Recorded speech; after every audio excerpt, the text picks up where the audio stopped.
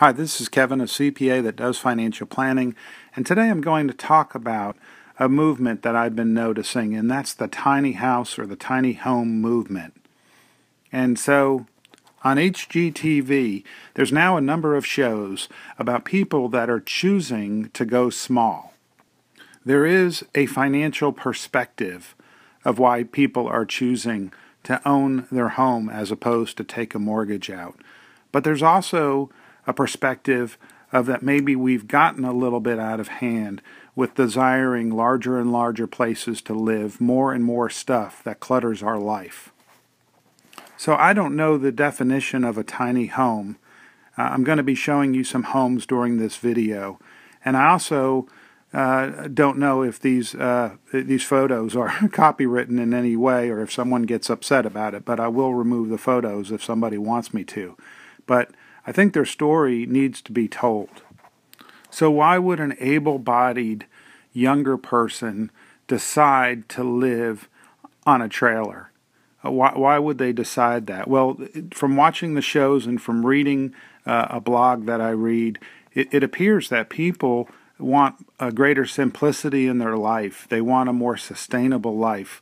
They don't want to be beholden to a job for all their income. It would be very easy to blow these people off and just say that they're lazy and don't want to have a job. But that's not the case from what I've seen. Again, maybe HGTV only has the young, attractive, and people that look extremely strong. But many of the people that they show actually do work. And they had a travel nurse who when she goes 6 months at a time to other parts of the country, she wanted to be able to bring her stuff. There were a couple of engineer students that just graduated, and they wanted to build and own their own home, and so they were able to build it for between $30,000 and $40,000. I think there's also a yearning for greater simplicity. The bigger our houses get, the more stuff we need to fill our houses, the more clutter we have, and then sometimes we feel like, I know I do, that sometimes we're a slave to our home. So last week I heard a speaker, and he said that, the job is really a newer phenomenon. If you go back 200-300 years, most people didn't have what we call today a job. And, jobs seem less plentiful the last couple of years than they have in the past couple decades.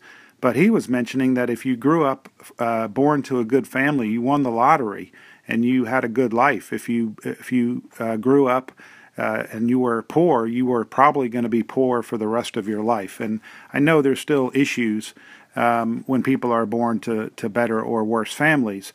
I just think that, relying on the job to be able to pay for a house that we can't afford, and again, I've been in this situation myself, it's very alluring to think about owning a piece of property, owning a house that you can go anywhere, do anything, and you own it. So how the heck does owning a small home make you cool? Well, that's the part of the movement that I find so fascinating. The first person that built a tiny home and told others probably was perceived to be somewhat crazy. Then the next few dozen probably the same. But now it's actually a movement. And the people that are being portrayed are choosing this way of life. They're choosing not to be a part of the rat race. They're choosing not to be a part of mainstream society. They're creating their own community. And that's, again, what I find so fascinating, is they're creating their own community. So what can we learn from these people? Well, the message is similar as it's been before, and that's that things do not create happiness.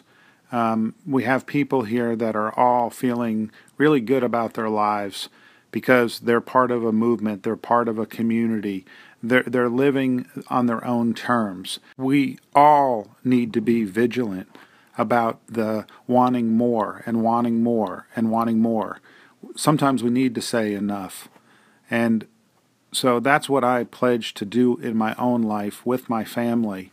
And although my wife thinks that a lot of these people that live in tiny homes are just crazy, I think the movement can teach us all a great lesson.